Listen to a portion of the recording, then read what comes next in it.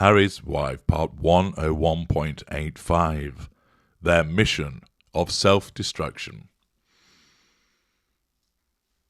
As you know, Valentine Lowe's book is attracting a lot of comment, observation, and reportage.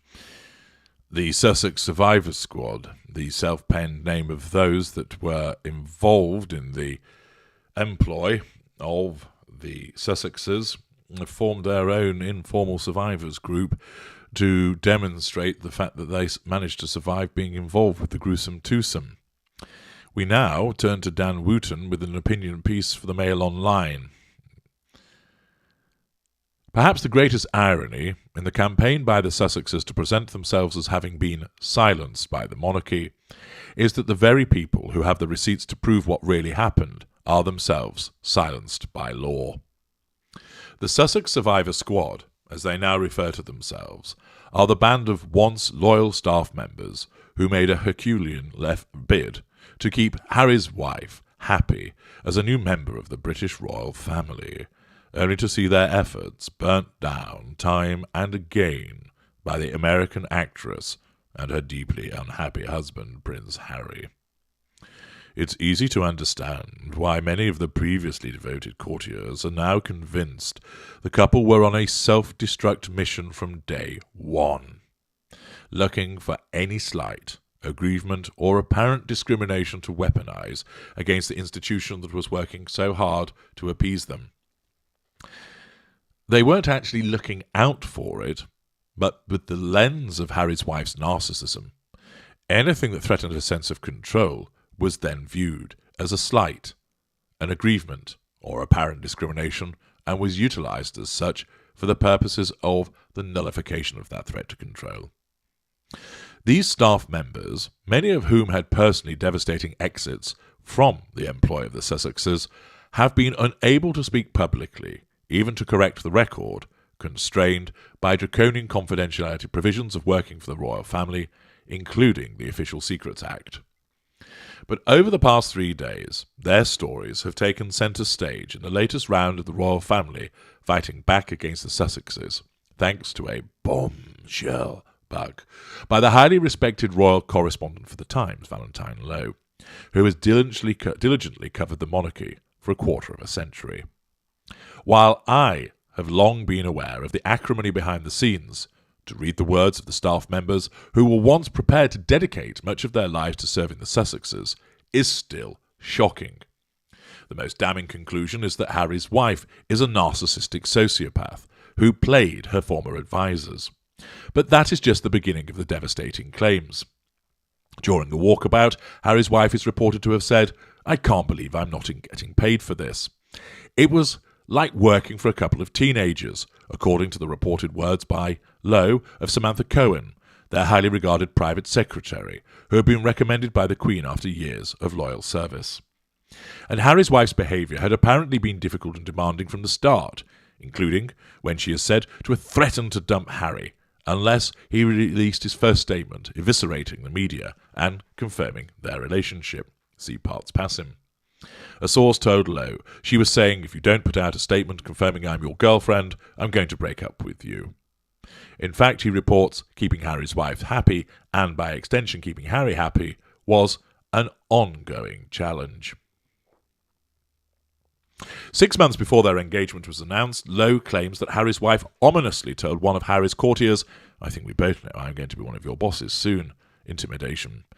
Once the preparation for the wedding got underway, Harry's wife's behaviour appeared to worsen. I was the first journalist to break the story of Tiaragate, where Harry was warned by the Queen about the way Harry's wife was speaking to close advisors, and the fact Kate had fallen out with her sister-in-law over the treatment of staff by Harry's wife at Kensington Palace.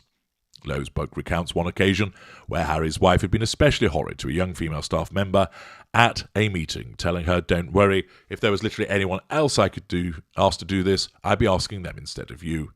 Belittlement.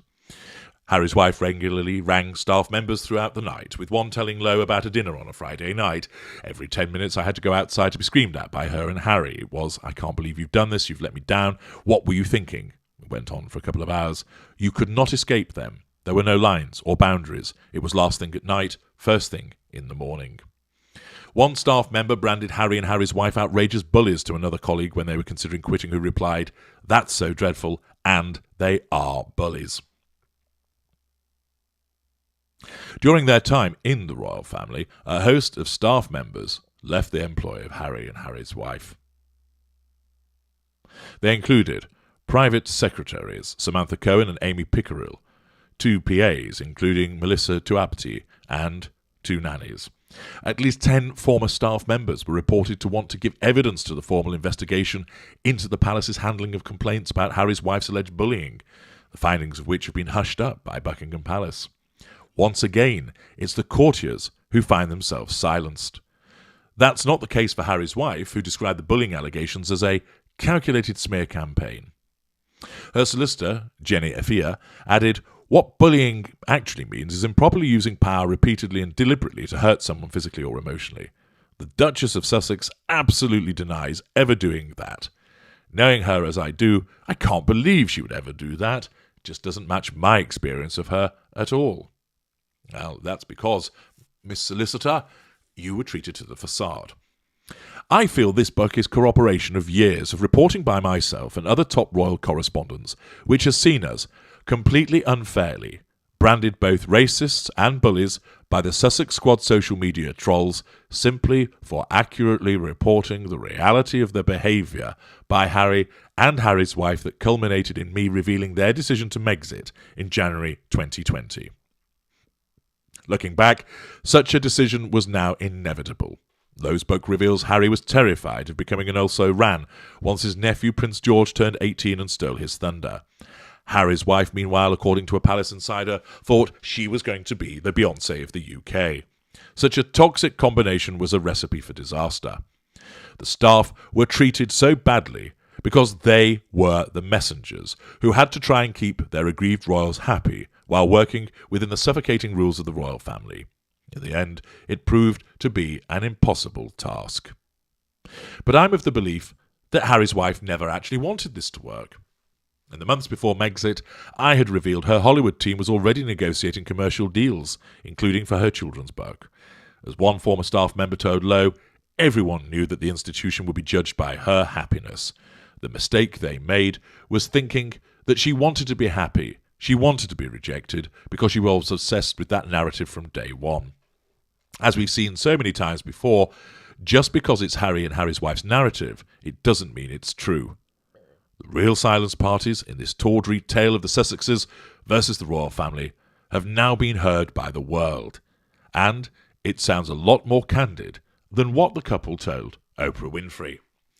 Strong words indeed from Dan Wooten, of course, blowing his own trumpet alongside all of that, but making the point that these individuals who were silenced have now been able to speak out through Valentine Lowe's book, and because so many of them have done so, it lends weight, credibility and credence to the allegations that have been made against Harry's wife. But what does it say below the line?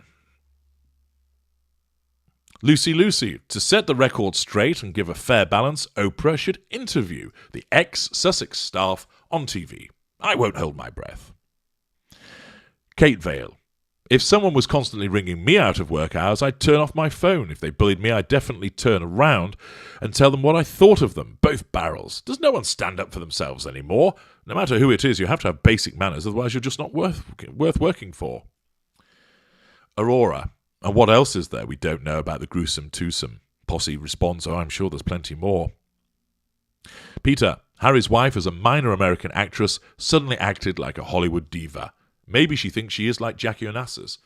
You can tell she, a 41-year-old divorcee, is an immature, petulant control freak. By the way, she has banned Prince Harry from meeting his father-in-law, likewise refusing to allow her own father to meet his grandchildren. Teppy, titles and line if succession need to go, plus they should never ever attend an official function again. They're all about drama. May King Charles's reign be Markled free. Derek SP 1989. Knowing all of this, both of them have given up the right to the victim status they hold so dearly. Zero empathy, kindness or grace was shown by either of them. To think she had the nerve to stand in front of a camera and say, no one has asked if I'm okay. How do they look themselves in the mirror? Ocean of Love. It's about time someone will tell the real truth about Harry's wife. Says Mariah responds, it's happening because the Queen is no longer in charge and able to request silence about her from the family and staff. Russia Mum. I'm glad the staff are speaking out. Wax Lyrical. The sad thing is, I think the whole world was making excuses for her, feeling sorry, only her mother could attend the wedding. We all really wished her well. We should have listened to her siblings and saved everyone a lot of heartache. Dizzle Pop. This is great news. She thinks she can treat people how she likes. This will hopefully teach her a valuable lesson. And hundreds of comments in a similar vein, which is no surprise. I'm H.G. Tudor. Thank you for listening.